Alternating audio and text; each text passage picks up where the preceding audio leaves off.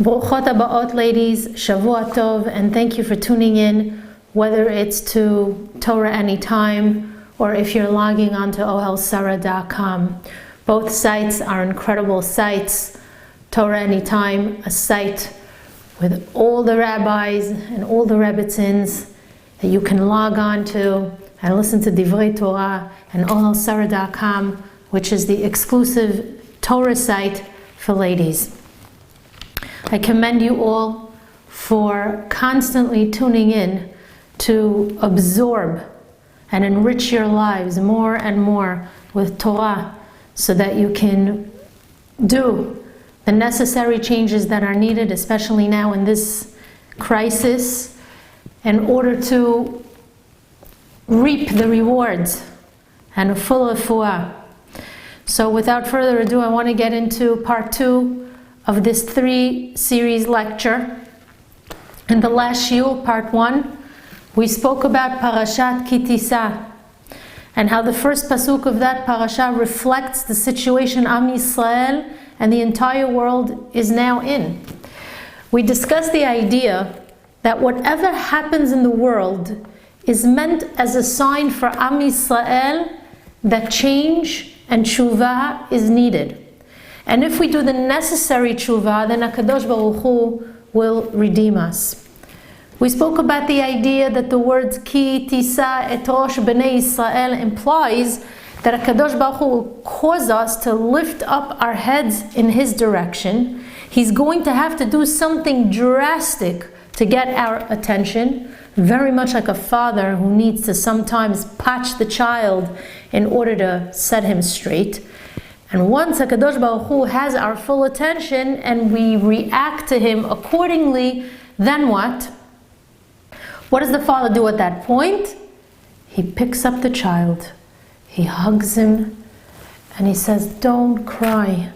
It's all going to be good because you came back to me."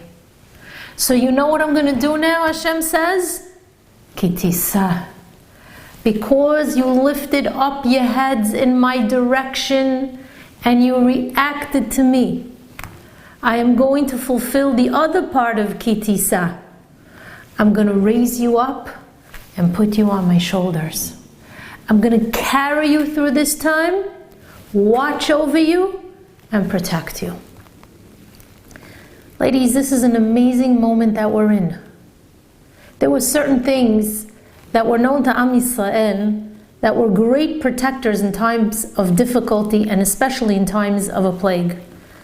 2 lectures ago, for example, I mentioned the great segula of reciting the Pitom Aktoret every single day.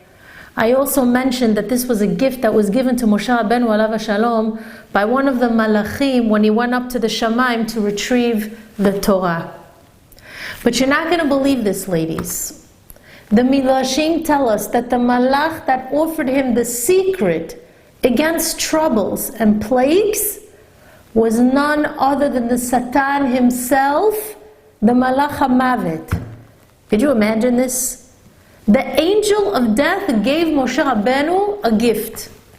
An angel who no one would expect to have given Moshe the cure against his own attacks was none other than the angel of death. The Malach HaMavet gave Moshe Rabbeinu the secret remedy to fight against plagues and troubles. He told Moshe, anytime you want to be able to make me powerless over the Jewish people, whether it's regarding a sickness or any kind of calamity, bring up the Ketoret offering. Now today, because the Bet HaMikdash is not standing and we can't bring up any korbanot, instead our tefillot take the place of those sacrifices.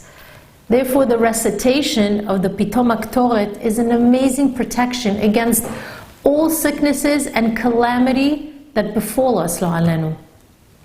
The Rabbanim are all encouraging us to recite the Pitom Aktoret during these times. Everybody, men, women, and even children, because it's an unbelievable shmirah for your home.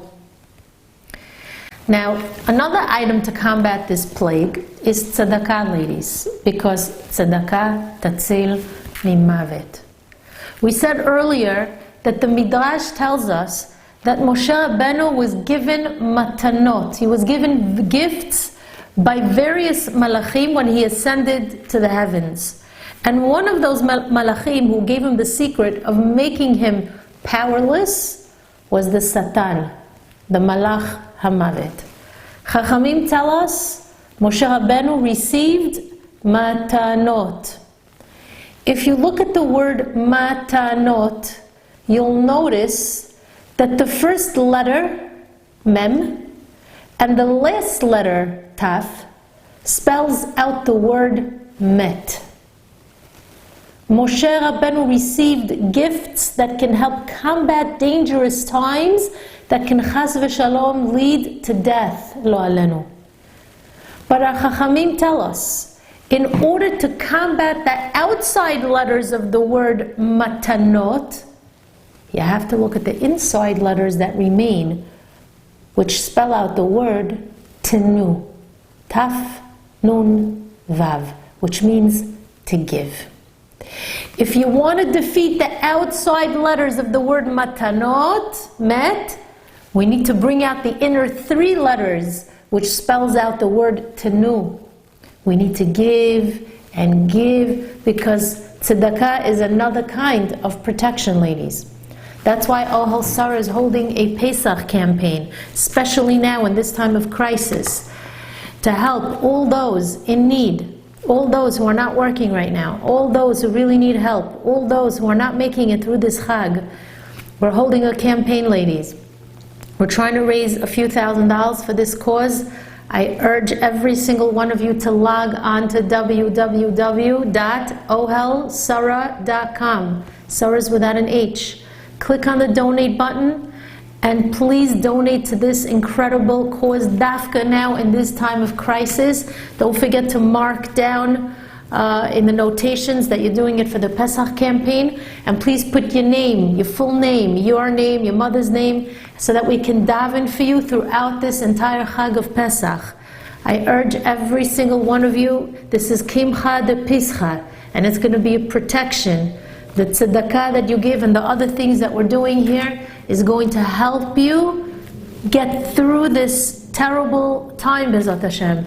So log on, please, to www.ohelsarah.com or call our offices at 718-500-4550, and please make your Pesach donation, especially now during this time, to our tremendous cause.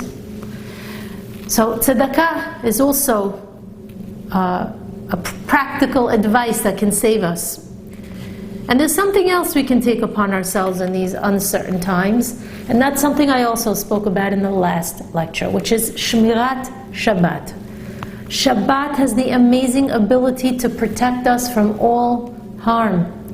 The Gemara states, Shabbat hi milizok urefuah shlema krova lavo.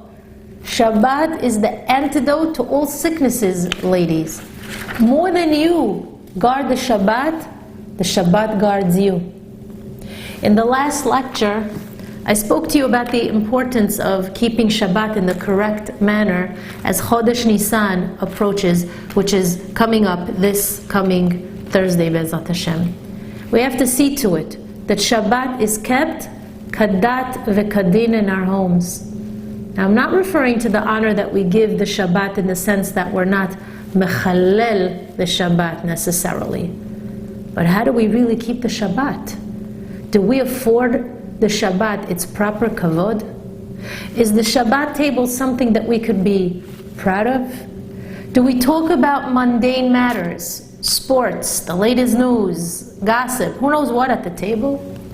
Or do we discuss Torah, life, and Torah matters? Do we sing Shabbat Zmirot at the table? Is the Shabbat table a place that we look forward to sitting down to with our family? Or chas v'shalom, do we make a quickie meal and then make a mad dash to the couch or to the bed to sleep? Is Shabbat a burden to you, or do you look forward to it? Do we sit and learn Torah on Shabbat, or do we go to the backyard to play basketball? Do we walk towards the Kedusha of Shabbat, or are we walking away from its sanctity? There's so much beauty to be found at the Shabbat table, ladies. The Shabbat table brings Kedusha and a special shmirah to your homes. Besides that, it's the secret behind the success of every Jewish family. It's the glue that keeps us together. It's the shield that protects us as a family from all outside forces in the world. If you've listened to some of the Shabbat shiurim that I've been giving, you know that this is true. Now, for many years, the Dayan Fisher in Eretz Yisrael said the following. He said, a Jew who keeps Shabbat is so incredibly insulated and protected. And he says that if you read any of the surveys or medical studies that were done on different people throughout the world, you're going to find something amazing. He says that the results of those studies, those numbers, does not apply to the Jewish people, because the people who they did the studies on are primarily Goyim. The Gentiles don't observe the Shabbat every week like we do. When a Jew keeps the Shabbat every week, says the Dayan, he's cleansed not only on a spiritual level, but on a physical level as well. Shabbat protects us. Not only the Shabbat bring the refuah shlema krova hi lavo, but it protects a person from whatever it is out there that can tamper with that refuah. Shabbat is an ot. An ot hi le'ol me'ad beino uveini. It's a special bond and a sign between the Jew and HaKadosh Baruch Hu. Shabbat cleanses us, purifies us, and strengthens us with health. It boosts our immune system, our spiritual immune system, and our physical immune system. So ladies, this coming week, I would like you to take your Shabbat and put it under a microscope. Look through the microscope and see to it that not only is Shabbat being maintained, not only is it that you're not breaking the Shabbat, so to speak, but that it's being kept properly, but that it's being honored. Because, there are many of us who, Baruch Hashem, keep the Shabbat.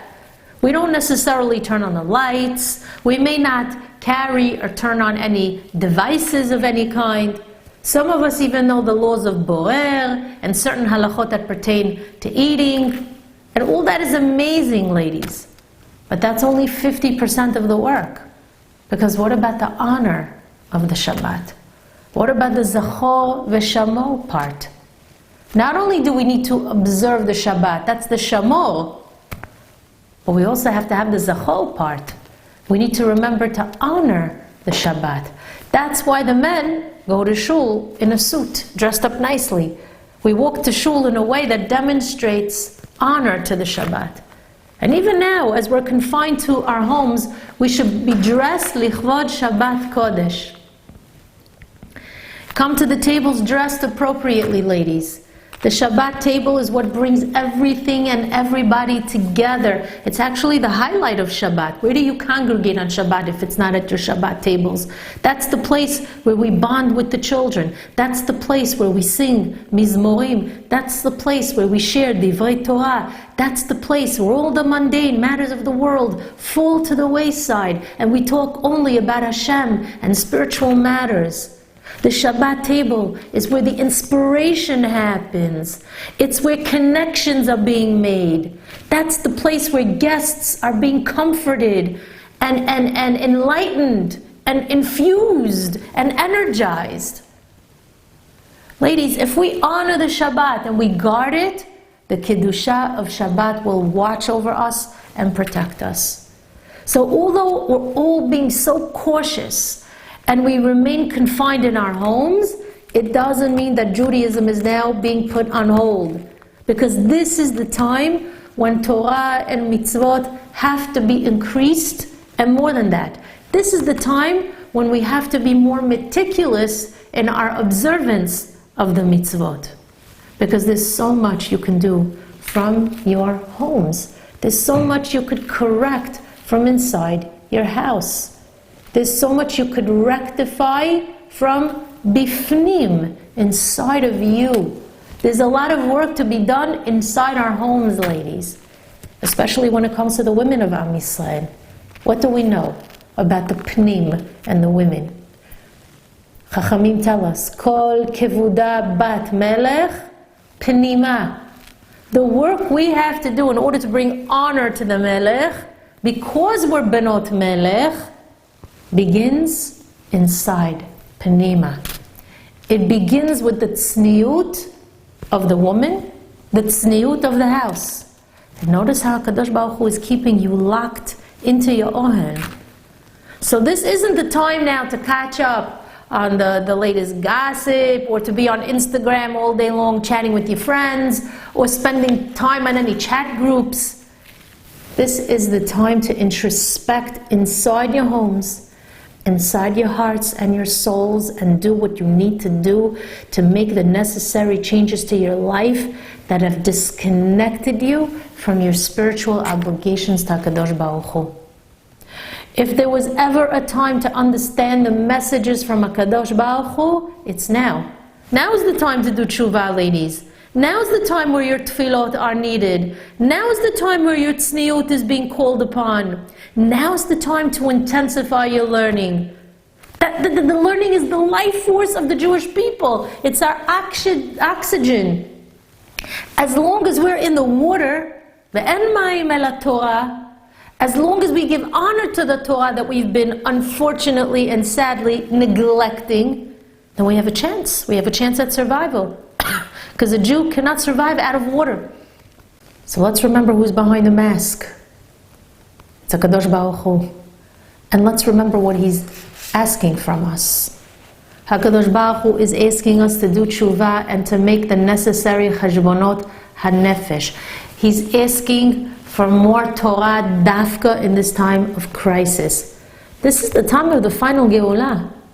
And HaKadosh Baruch Hu is counting us individually, and He wants to see who it is that's actually responding to Him accordingly. He's bringing the Magefa upon the entire world in order to shake us up and out of our slumber.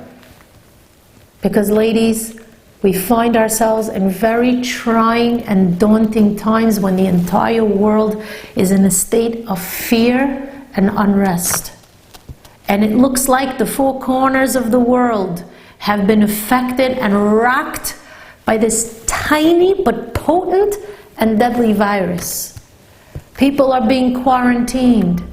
Businesses, schools, and restaurants are now closed. Our normal everyday existence has been turned upside down. This tiny, invisible organism called the coronavirus was first revealed in China, and now it's spread rapidly from China to the rest of the world like a wildfire in a field of thorns. It's crossing all borders, and it's passing from country to country and from city to city without gvulot, without restrictions. It's infecting many people along the way and leaving corpses in its path. This plague is so widespread that it's being called a pandemic. So this extremely difficult situation, if you noticed, has paralyzed economies and commerce.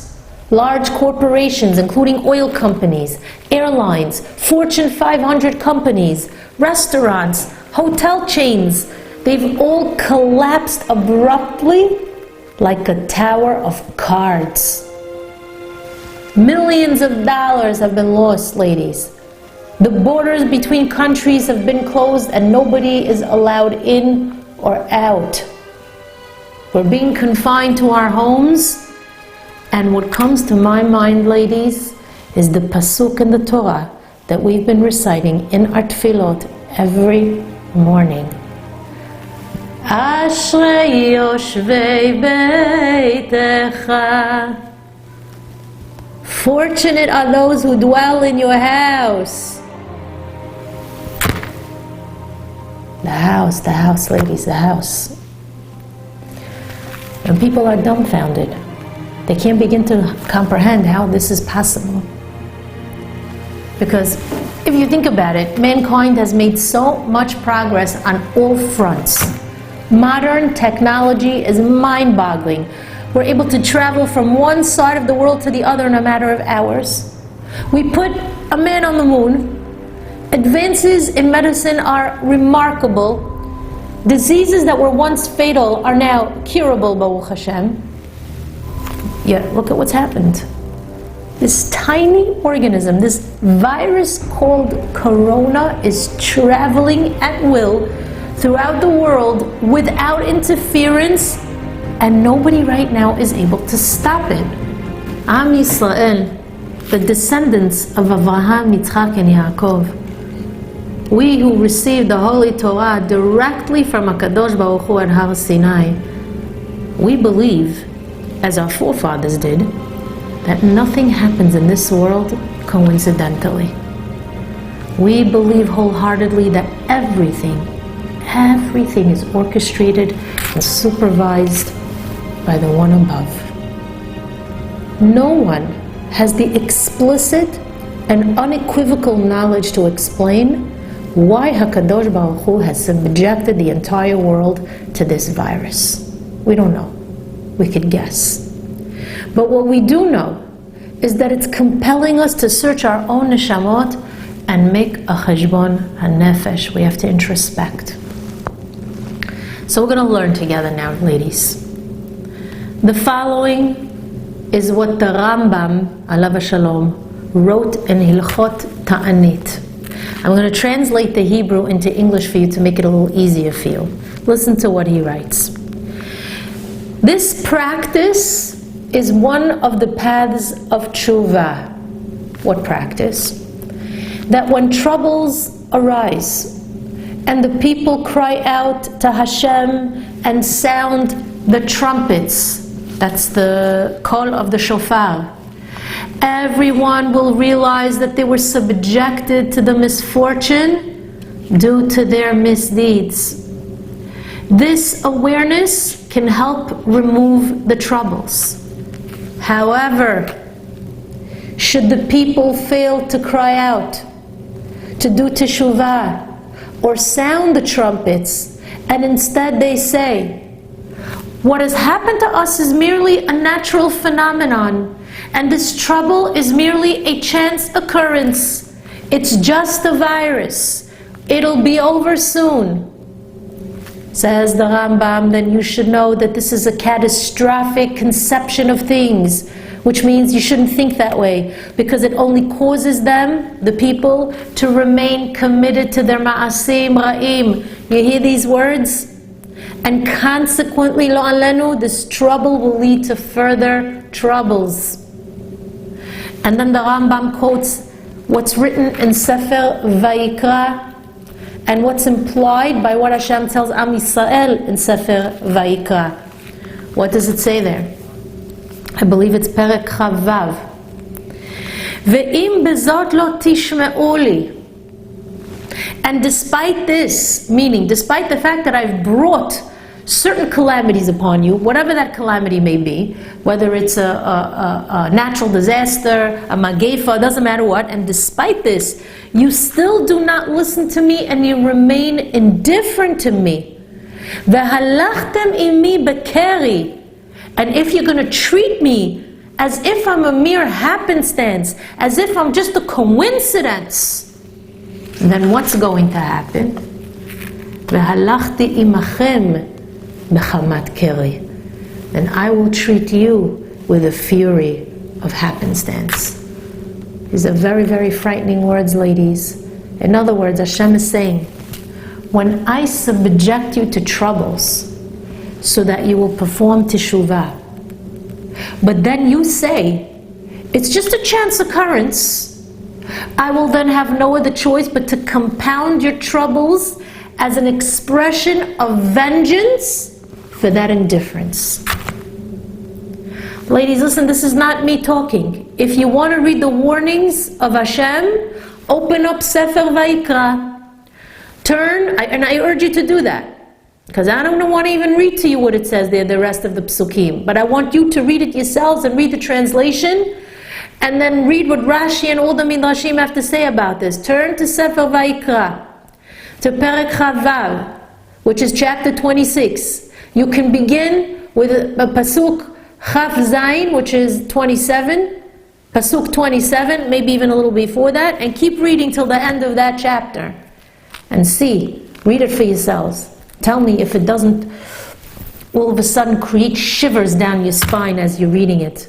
Because every word there in Sefer Vayikra, Perek Chavav, starting from pasuk Chaf Zayin, is identical to what's going on right now. Therefore, ladies, I want to explore the teachings of our Chachamim, because it's their words of wisdom, their insight, and their foresight that is going to guide us and provide us with the proper Torah perspective, and then we'll learn how to cope with this disastrous situation. So far, we've been coming up with all kinds of practical advice, but the words of the Chachamim are going to teach us what we have to do. We have to think, obviously, what specific changes and tikkunim we have to make right now during this time period.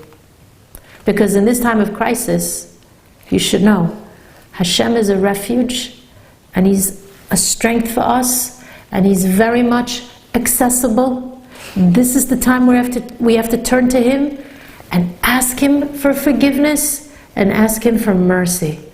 We have to beseech the Ribono Shel Olam to guide us on the path of Emet. So I want to learn with you now a fascinating passage from the Gemara of Berachot. Amar Rabbi Yoshua ben Levi. Rabbi Yoshua ben Levi said, alav shalom, Lo nivreu re'amim ela lifshot akmumit shebalev. The thunder was created only to straighten out the crookedness within man's heart. Shene'emar, just as it says in Sefer Kohelet, that was written by Shlomo HaMelech alav shalom. What does it say there? Ve'elokim asa shir'u milfanav. And God made it, He acted so that man should be in awe of Him. What is the Gemara teaching us here? Ladies, when a person is in a deep sleep, it's very difficult to wake him up. You might just have to shout or even shake the person up physically with force in order to wake him up if he's in a deep sleep. Similarly, when human beings sink into a deep spiritual slumber, which is usually attributable to their constant pursuit of Gashmiut, which leads to their disconnection from Hashem, what happens? HaKadosh Baruch Hu needs to wake them up occasionally with a loud, penetrating, heavenly voice. His thunderous voice is meant to make us recognize our lack of control over the forces of nature. It forces us to realize and acknowledge that there is a master of the universe, there is a Ribono Shel Olam. It makes us understand that HaKadosh Baruch Hu is the one who created the world, and it's controlled by His will. And to emphasize that point, Rabbi Yoshua ben Levi quotes the pasuk in Sefer Kohelet that says, Ve'elokim asa shir'u milfanav. And God acted, He did it, so that man should be in awe of Him. What did He do so that man should be in awe of Him? I want to explain this idea further. So we're going to look at the Perush of the holy Ma'or Enayim alav shalom, who quotes the words of the Baal Shem Tov HaKadosh alav shalom. He writes that Hashem created the attribute of din, which is divine judgment. Din is actually represented by the name Elokim. But Hashem didn't create din in the world to actually punish people. In reality, the din, the judgment, is meant to cause people to fear and revere Hashem, And then that's supposed to inspire them to do tshuva. And when they do tshuva, there's no need for them to be punished. That's the message conveyed by the pasuk in Sefer Kohelet. Ve'ha'elokim asa, Hashem created the din, which is present in the name Elokim, for what purpose? Sheyir'u milfanav, so that man would revere him and desist from sin. It wasn't for the purpose of actually punishing mankind. It was for the opposite reason. So now that we're confronted by the current challenging and troubling situation, where a tiny, seemingly unstoppable virus is wreaking havoc all over the world, we have to turn to Hashem. There is no doubt that our current dilemma is very clearly described by Chachamim's words in the Gemara. That thunder was created only to straighten out the crookedness within the heart. You know what that means? It means that HaKadosh Baruch Hu is broadcasting a message to all of mankind like a thunderous lightning bolt in order to shake us up and wake us up from our prolonged slumber. HaKadosh Baruch Hu wants us to recognize our true purpose in the world. He wants us to stop this obsession that we have with all the meaningless items of Olam Hazeh. He's telling us to avoid the harsh dinim of the thunder by correcting the crookedness of the heart.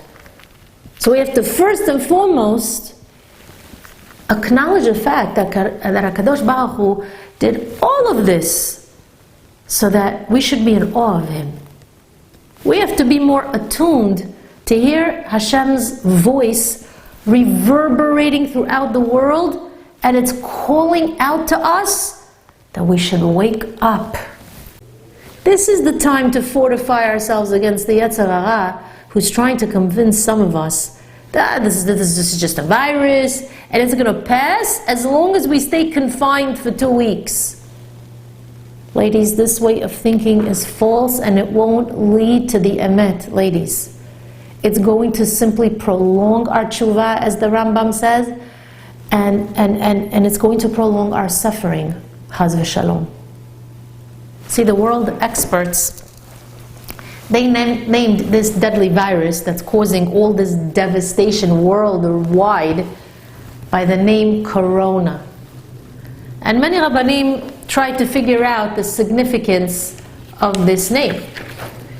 But what I want you to know is that the Baal Shem Tov teaches us that even insignificant things that a goy utters from his mouth contains a veiled message from above about the things that we as Jews need to correct. So perhaps the name Corona alludes to the word Korenu, which is written in one of the passages that the Zohar says is written in the tefillin that HaKadosh Baruch Hu puts on every day in the Shamayim. And that passage actually comes from Parashat Vayetchanan, which states the following words. I'm going to quote you. Ushmartem va'asitem ki hu chochmatam uvinatchem le'enei ha'amim. And you shall safeguard and perform them, these are the mitzvot, for it is your wisdom and understanding in the eyes of the nations. Asher yishme'un et kol ha'chukim ha'ele ve'amru. Who shall hear these statutes and who shall say, what will the Gentiles say about us? Rak am chacham v'navon hagoy hagadol hazeh. Surely Bnei Yisrael is a wise and understanding people. This is a great nation. And then we say, Ki mi goy gadol asher lo elokim kerovim elav ka'Hashem elokenu. For which is a great nation that has a God who is close to it, as is Hashem, our God. V'chol korenu elav. That whenever we call to Him, He's there. And the Targum Onkelos, alav Shalom, explains these words to mean that Am Yisrael is a great nation, as evidenced by our close and intimate relationship with Borei Olam. And because we're close to Hashem, as a result of this, He responds to our tefillot in times of trouble. So with this thought in mind, perhaps the name Corona is supposed to remind us that Hashem anxiously waits for the heartfelt tefillot and ma'asim tovim of the nation. And in times of troubles, when we respond correctly to His thunderous voice, HaKadosh Baruch Hu hears and responds whenever we are korenu, when we call out to Him through our tefillot, through our tshuva, through our ma'asim.